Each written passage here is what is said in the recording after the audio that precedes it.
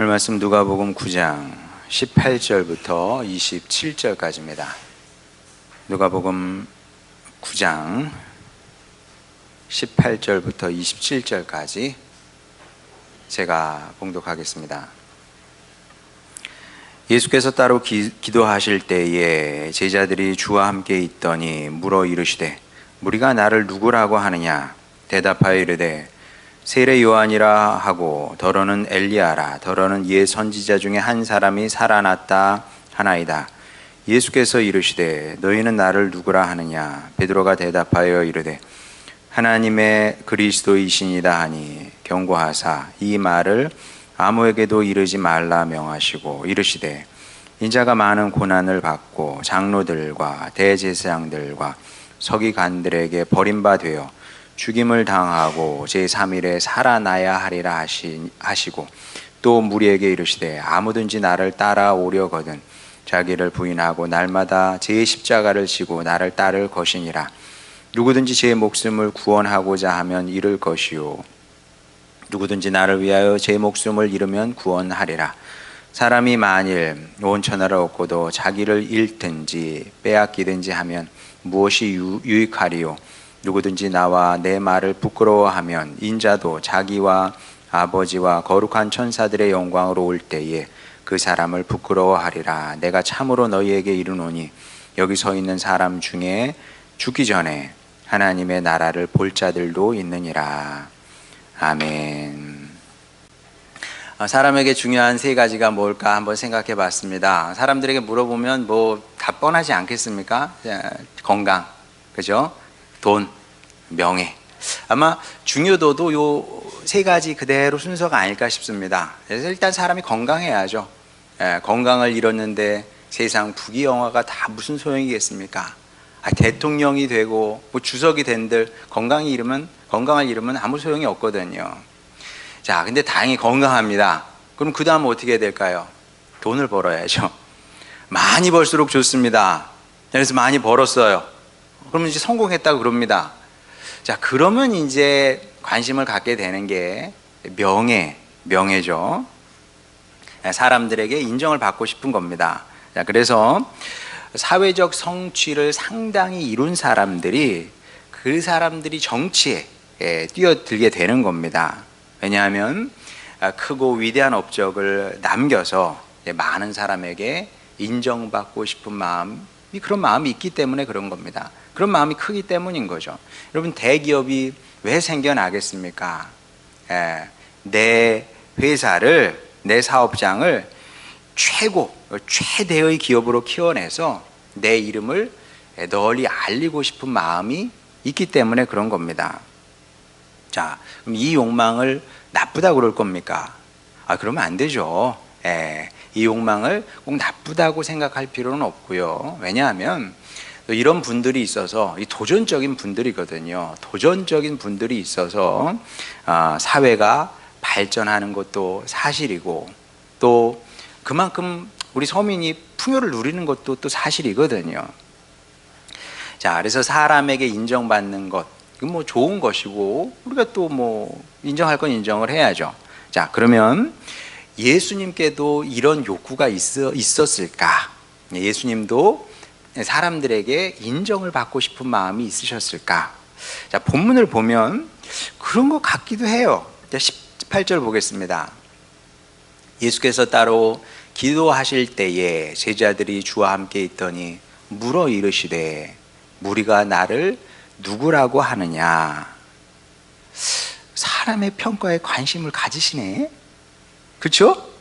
그렇지 않고서 왜 이런 질문을 하시겠습니까?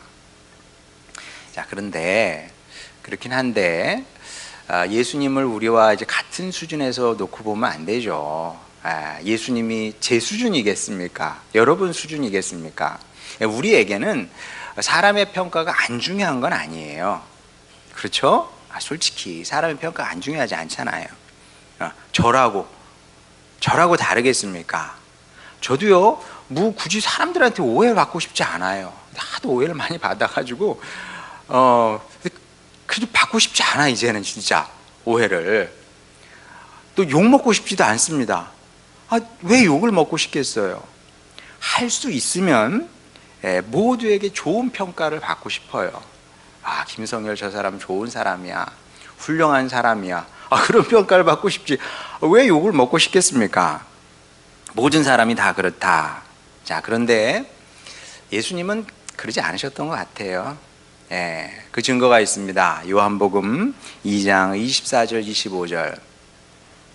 예수는 그의 몸을 그들에게, 사람들에게 의탁하지 아니하셨으니 이는 친히 모든 사람을 아시며 또 사람에 대하여 누구의 증언도 받으실 필요가 없었으니 이는 그가 친히 사람의 속에 있는 것을 아셨음이니라. 그러니까 사람이 좋게 평가하든 나쁘게 평가하든 거기에 예수님께서 좌지우지 되지 않으셨다는 얘기죠.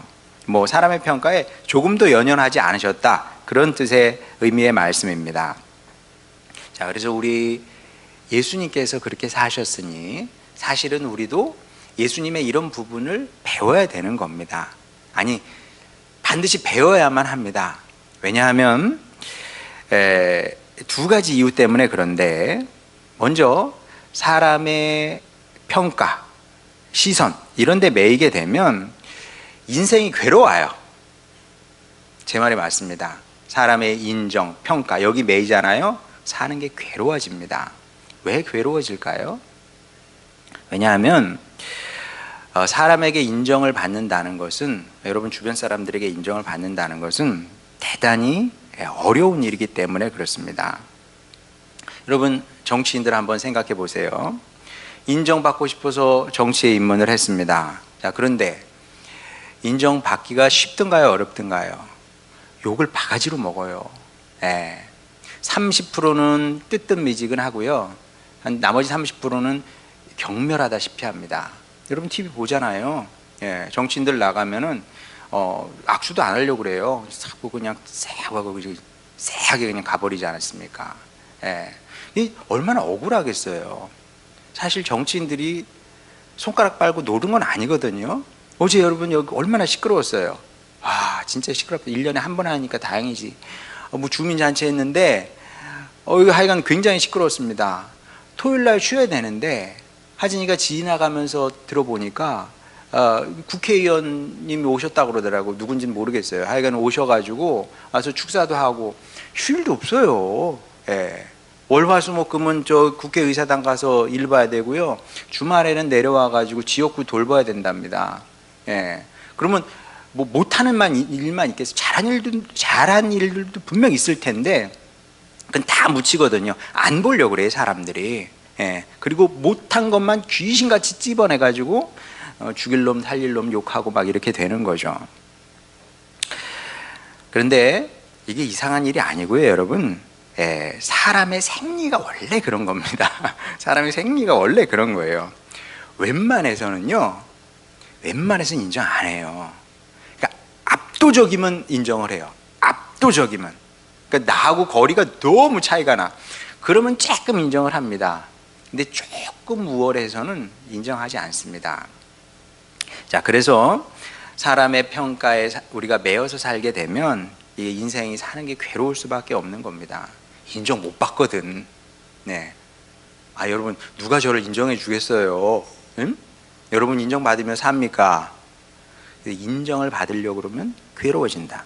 이걸 항상 기억하시기 바랍니다. 두 번째는, 사람의 인정에 목을 매어서 살게 되면 내 길을 갈 수가 없어요. 하나님께서 나에게 주신 길이 있거든요. 그 확신을 갖고 가야 되는 겁니다. 나는 이 길을 가야 돼. 자, 그런데 사람이 나를 어떻게 평가하나, 사람이 나를 어떻게 보나, 여기에 매이게 되면 사람이 내 발목을 잡는 게 아니라 내 마음이 쪼그라들어요. 내가 이렇게 하면 무시를 당하겠군, 내가 이렇게 되면 사람들이 나를 비웃겠군. 그러니까 이게 달려가야 되는데 달려갈 수가 없게 되는 겁니다. 자, 그러면 나는 내 길을 가야 되거든요.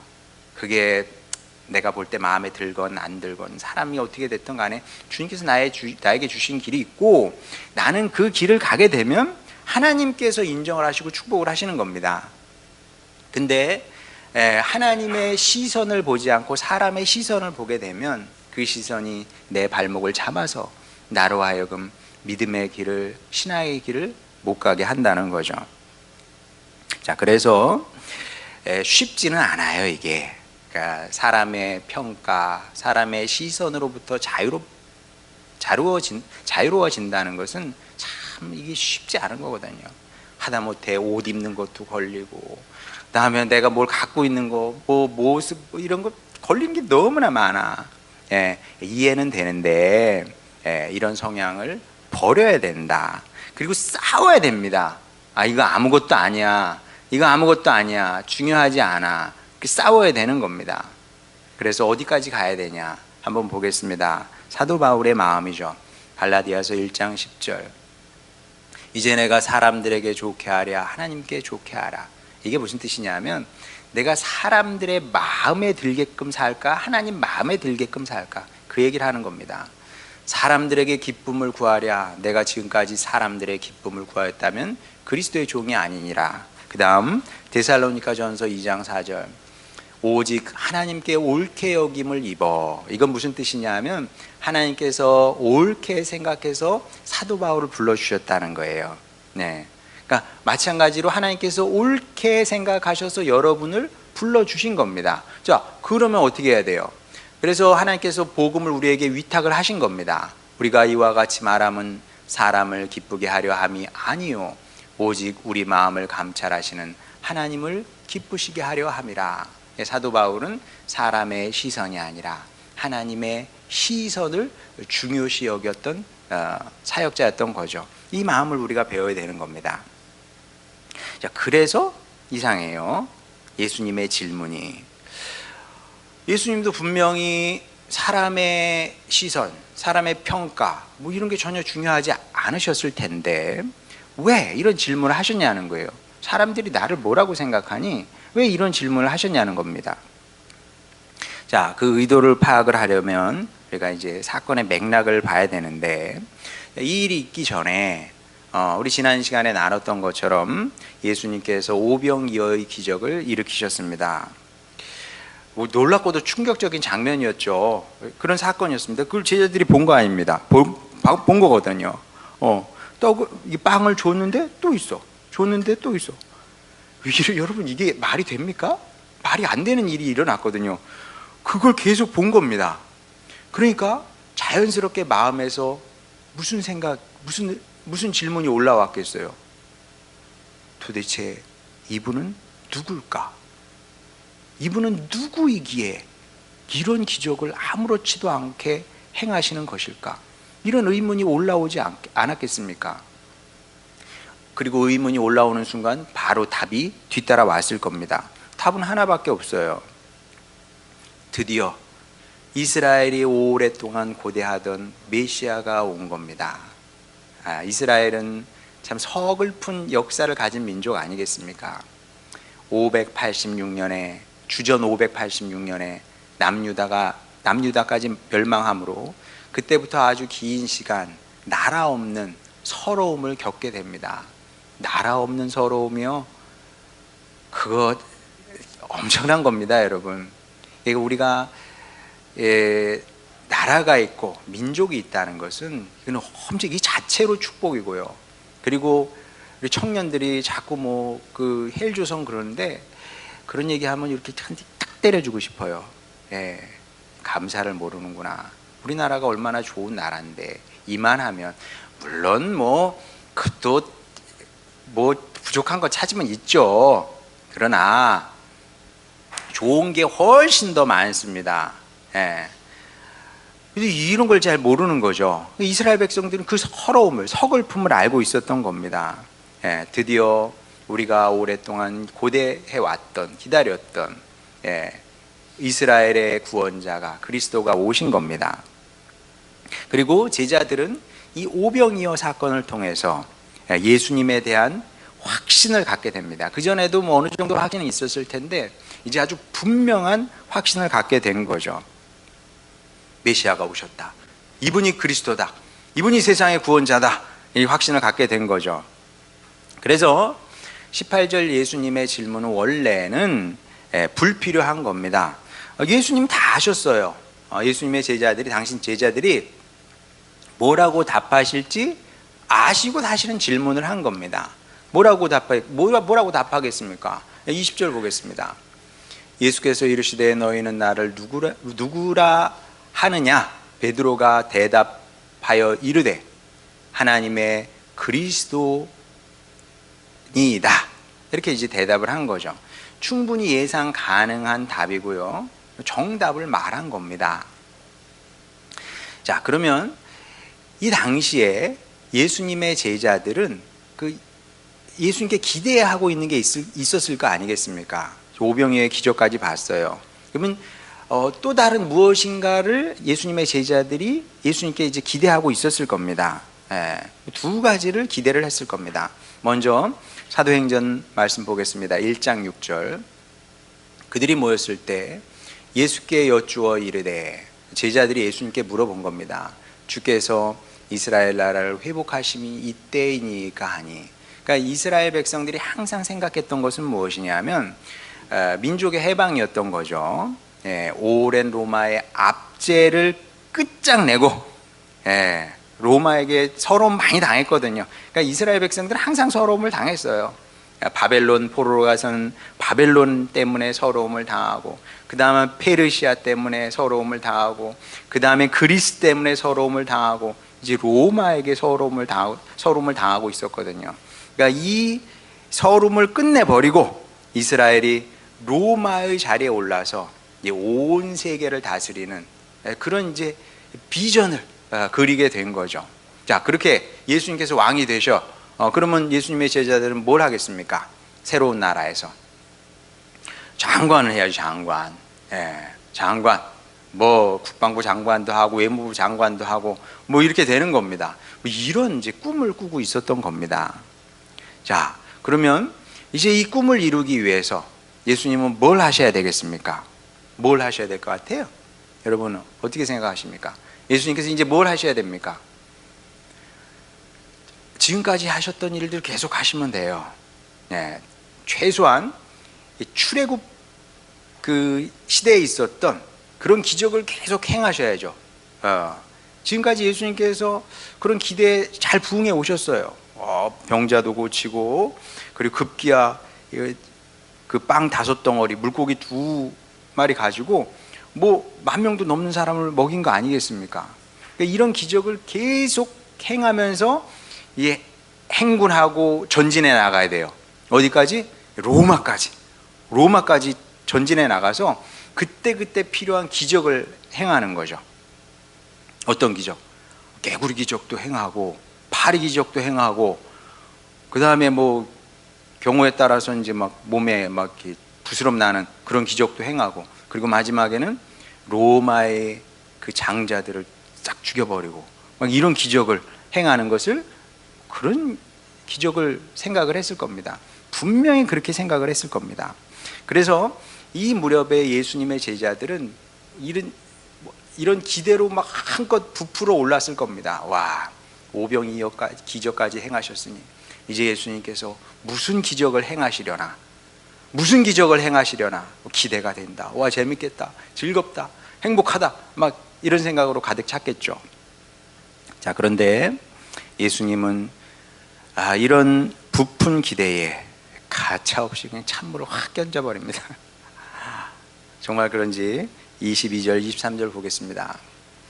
이르시되 인자가 많은 고난을 받고 장로들과 대제사장들과 서기관들에게 버림받아 죽임을 당하고 제3일에 살아나야 하리라 하시고, 또 무리에게 이르시되 아무든지 나를 따라오려거든 자기를 부인하고 날마다 제 십자가를 지고 나를 따를 것이니라.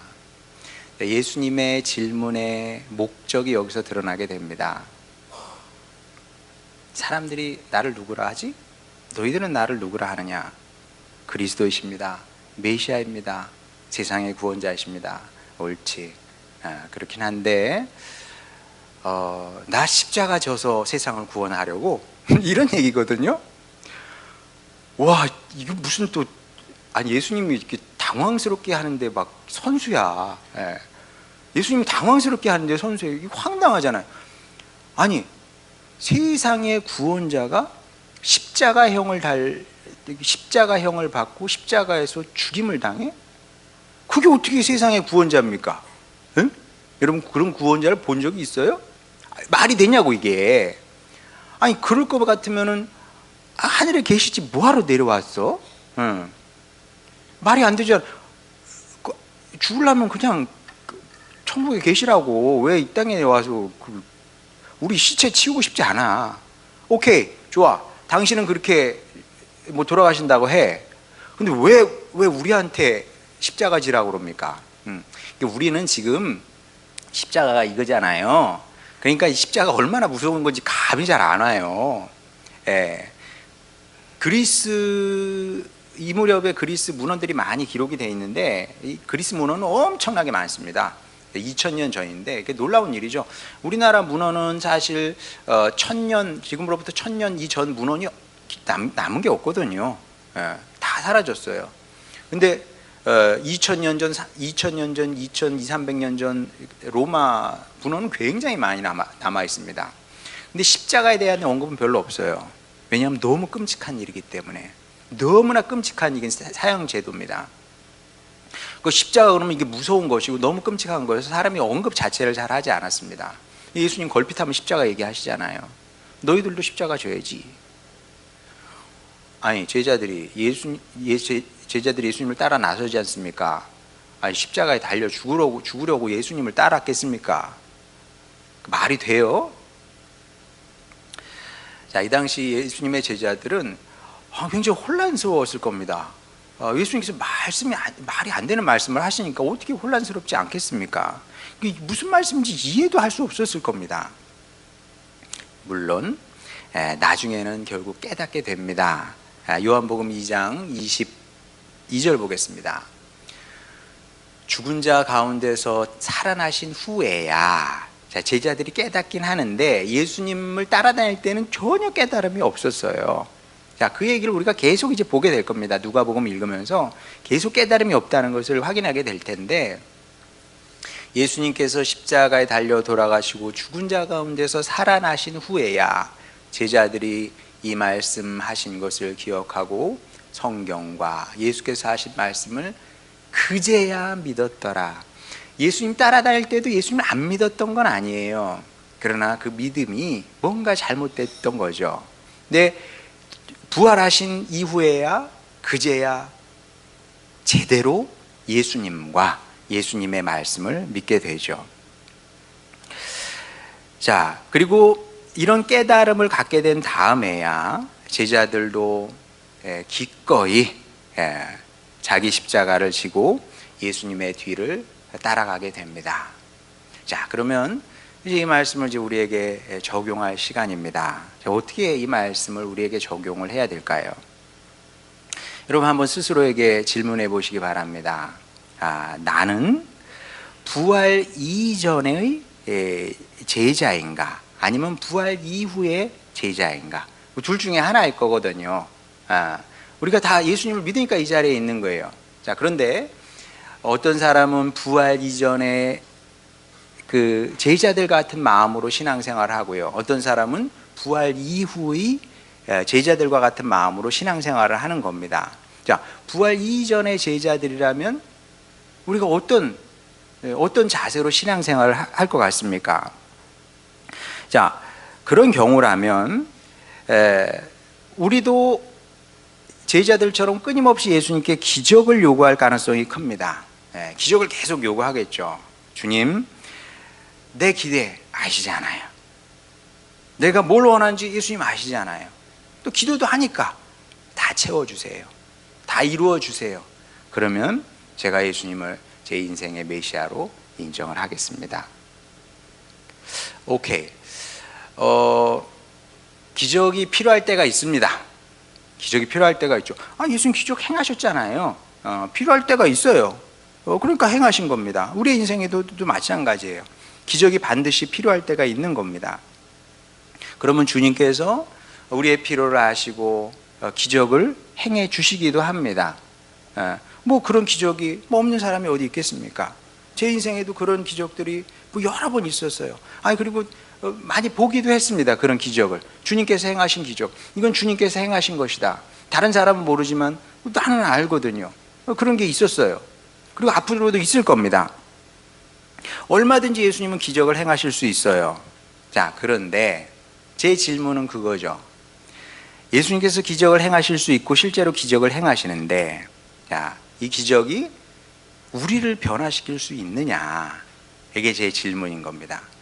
주님께서 기적을 베풀어 주시면, 그러면 그 기적을 보면 그 기적이 나를 바꿀 수 있느냐? 그러면 기적을 보면 기꺼이 내 십자가를 지고 예수님을 뒤따라 가려고 할 거냐? 이런 질문이 올라오는 거죠. 여러분 어떻게 생각하십니까? 주님께서 놀라운 기적을 여러분 인생에 행하시면, 그러면 아예 알겠습니다. 이제 됐고요. 기적은 됐고 제가 기쁨과 즐거움으로 제 십자가 지고 예수님을 따라가겠습니다. 그렇게 하느냐는 거예요. 성경을 봐도 그렇고 제가 지금까지 살아오면서 경험적으로도 그렇고 그건 아니에요. 그건 아닙니다. 어떻게 확신을 갖고 얘기할 수 있어요? 여러분 출애굽기를 보세요. 하나님께서 이스라엘 백성에게 그보다 더한 기적을 어떻게 내리실 수 있겠습니까? 그 사람들 다 봤거든요. 아니 날마다 기적이었어요. 낮에는 구름 기둥, 밤에는 불 기둥. 그런데 그 기적이 그 사람들을 변화시켰습니까? 가룟 유다 보세요. 3년 동안 예수님 따라다니면서 기적 많이 봤지 않습니까? 근데 그 기적이 가룟 유다를 변화시켰냐는 거죠. 그거는 아니더라. 또 저도 마찬가지입니다. 우리 어렸을 때 지금보다 더 많이 교회에서 기적이 일어났거든요. 주로 교회를 떠났습니다. 심지어 기적 당사자도 교회를 떠나. 하나님께서 죽을 병도 고쳐주셔요. 그런데도 교회를 떠나더라니까요. 기적이 사람을 바꾸지는 못하더라. 기적이 일어나잖아요. 그러면 그 다음에 어떻게 되냐 하면 또 다른 기적을 보여달래요. 진짜 그래요, 여러분. 사도 바울이 그러지 않습니까? 그 유대인은 기적을 요구한대요. 기적 하나 보여주면 우와 신기하다. 또 하나 보여줘. 또 보여주면 또 하나 보여줘. 그럼 이게 여러분 가능한 일이겠습니까? 물론 가능해야 하지. 근데 그럼 아니 무슨 예수님이 마술사입니까? 예수님이 무슨 마술사예요? 그거는 있을 수 없는 일이다. 결국 기적만 기대하고 요구하게 되면 어느 순간에 시험에 들어서 나가 떨어지게 돼 있어요. 신앙생활은 그렇게 하는 게 아닙니다. 다른 비유로 얘기해 볼까요? 신앙생활은 그렇게 하는 게 아니에요. 여러분 결혼생활은 아니 나이가 먹으면 남편이 더 멋있어집니까? 나이가 들면 아내가 더 예뻐진단 말입니까? 제가 TV를 보면서 우리 20대 때 아름답고 멋있었던 이 배우들이 있잖아요. 제 또래 아니면 저보다 조금 몇 살 많은 그런 분들 보면서 집사람한테 그런 얘기를 해요. 세월에 장사가 없네. 여러분도 아마 같은 생각일 텐데 20대, 30대 초반 그 탤런트들은 달라요. 탱글탱글 하잖아, 솔직히. 그리고 한 4, 50대 정도 되잖아요. 관리해도 이게 아니야, 이거는. 티가 나고, 그렇지 않습니까? 이게 어쩔 수 없는 거예요. 우리가 나이가 들고 하다 보면 이게 얼굴도 이렇게 망가지게 되는 거죠. 자, 그러면 남편도 그렇고 아내도 그런 거잖아요. 그러면 남편이 쭈글쭈글해져요. 머리도 휘어지고 이렇게 되는데 그러면 사랑 안 해요? 응? 아내가 늙었어요. 늙어갑니다. 더 늙어지겠죠, 이제. 60대 되면 더 늙어지고 70대 되면 쪼글쪼글해지고 막 이렇게 될 텐데 그러면 사랑하지 않습니까? 사랑해야죠. 사람이 그래야 되는 거예요, 원래. 하나님과 우리와의 관계도 원래 그런 겁니다. 제가 목회 칼럼문을 쓴 것처럼 하나님과 우리의 관계는 하나님께서 나에게 기적을 베풀어 주시고 내 소원을 다 들어주시기 때문에 나의 아버지인 것이 아니고요. 그냥 그분이 나의 아버지이기 때문에 나는 그분을 좋아할 뿐입니다. 그렇게 신앙생활을 해야 되는 거예요. 근데 이게 아니고 나 이거 줘, 이거 안 해주면 나 뭐 해가 이렇게 되는 거죠. 그럼 이제 나가 떨어지게 되는 겁니다. 그래서 이건 바른 신앙이 아니기 때문에, 바른 관계가 아니기 때문에 애초부터 예수님은 다른 방식으로 세상을 구원하시려고 하신 겁니다. 기적을 보여주는 방식이 아니라, 물론 필요에 따라 기적을 보이시기도 하지만 기적으로, 힘으로, 권력으로 세상을 바꾸고 구원하실 생각이 없으셨다는 거죠. 그건 예수님의 길이 아닙니다. 그러면 어떤 방식으로 세상을, 우리를 구원하려고 하셨느냐? 가장 선하고 가장 아름다운 방식으로 세상을 구원하려고 하신 거죠. 그게 뭡니까? 그게 바로 십자가의 희생과 헌신인 겁니다.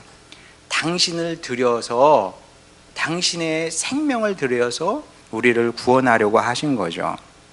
그리고 이것이 구원사역의 신비와 비밀입니다. 하나님께서, 저는 신학을 공부하는 사람이잖아요. 하나님의 마음을 많이 생각을 합니다. 하나님의 생각을 해요. 하나님께서 어떤 생각을 하셨을까? 처음부터 이것은 하나님의 결의였던 것 같습니다.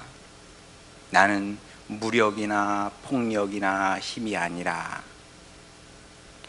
가장 선하고 가장 아름다운 방식으로 이 죄악의 세상을, 죄인을 구원해 내리라.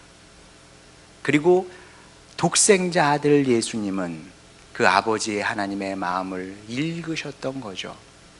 예수님이라고 십자가 지고 싶으셨겠습니까?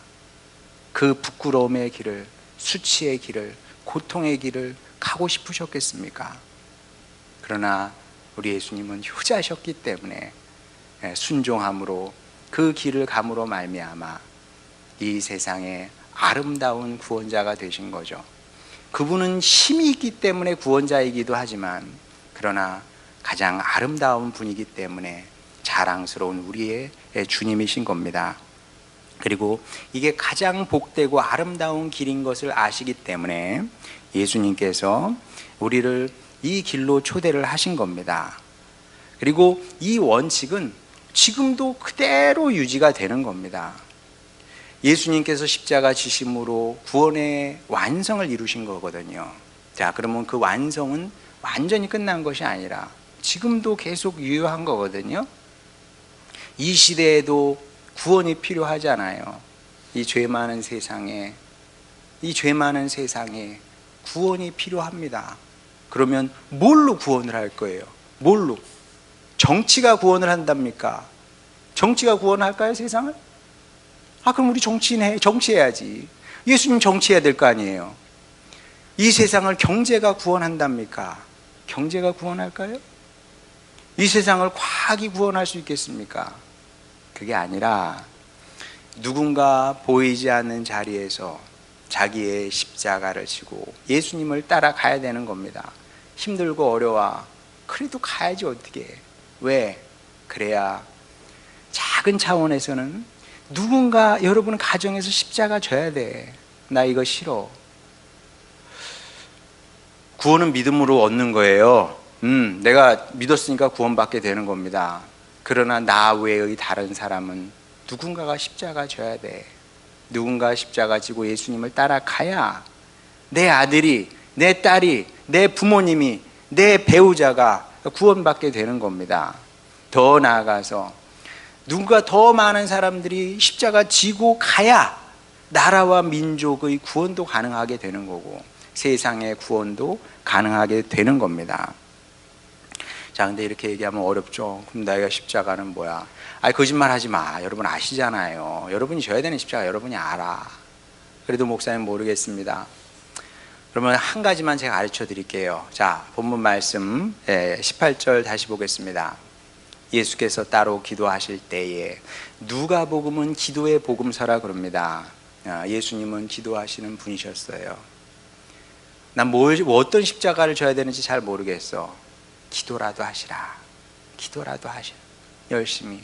예. 어떻게 기도하라 그랬어요, 제가? 제가 내년에는 우리 기도 훈련을 좀 하려고요, 교회가. 미리 맛보기를 보여드리면, 우리 구주 예수님, 나를 불쌍히 여기시고, 우리 가정을 불쌍히 여기시고, 내 아들, 내 딸 불쌍히 여기시고, 내 아들, 내 딸이기 전에 하나님 아버지 아들, 딸이니 불쌍히 여기시고, 우리 교회를 불쌍히 여기시고, 나라와 민족을 불쌍히 여기시고, 그렇게 기도라도 하세요. 예, 잘 타고 가시면서, 길을 걸으시면서, 혼자 밥 먹을 때 있죠? 혼자 밥 먹을 때 뭐해? 기도라도 하시고, 최소한 이만큼이라도 하시길 바랍니다. 그래서 바라기는 점점 더 여러분에게 주어진 십자가 내려놓지 말고 끝까지 잘 지고 가시는 여러분이 되시길 바랍니다. 그래서 예수님의 구원 사역을 이 땅에서 이루고 완성하는 여러분 모두가 되시기를 주님의 이름으로 축원합니다. 우리 찬양 부르고 기도하도록 하겠습니다.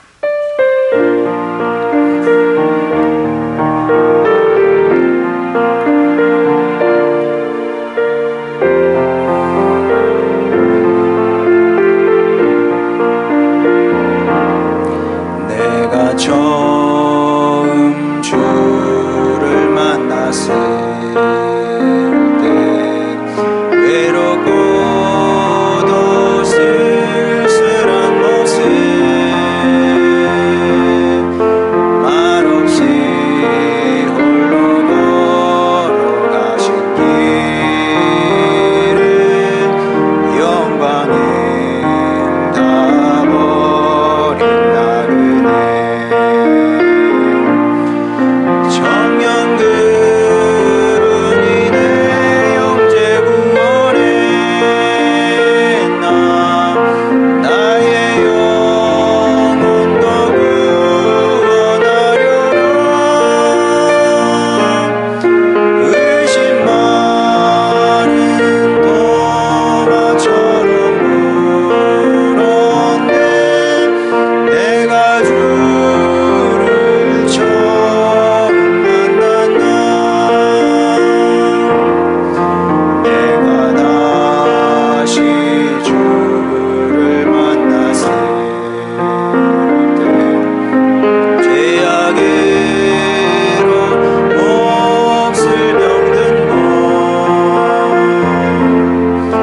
조용히 내 손 잡아 이끄시며 병든 자여 일어나거라 눈물을 흘리며 참회하여 섰네 나의 믿음이 뜨거워서네 그러나 죄악이 나를 삼키고 내 영혼 갈 길을 잃었네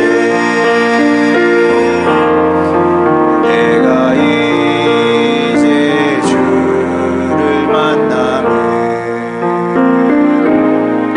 죽음의 길 벗어나려네 편찮는 은혜와 사랑 베푸신 그분만이 나의 구세주 주 예수 항상 살리로다 십자가 지고 따라가리라 할렐루야 주를 만나니 기쁨 영광의 찬송을 돌리리. 자, 이 시간 우리 기도할 때 꼭 여러분만의 잘못은 아닙니다. 누구나 십자가는 두렵죠. 바치고 싶지 않습니다. 그러나 여러분, 또 누군가는 이 일을 해야 세상의 구원이 이루어지는 거거든요. 그래서 이 시간 우리 다시 힘을 내서 주님께서 책임지신다고 했으니, 주님께서 복 주시겠다고 하셨으니 제가 다시 해보겠습니다. 제 가정에서 제 십자가를 지겠습니다. 제 일터에서 제 십자가를 지겠습니다.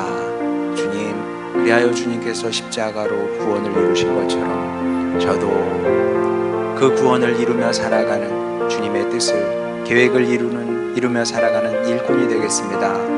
아버지, 성령의 충만함을 허락하여 주셔서 끝내 이 사명 감당케 하여 주시옵소서. 이런 기도 제목으로 주님께 나가도록 하겠습니다. 기도하시겠습니다.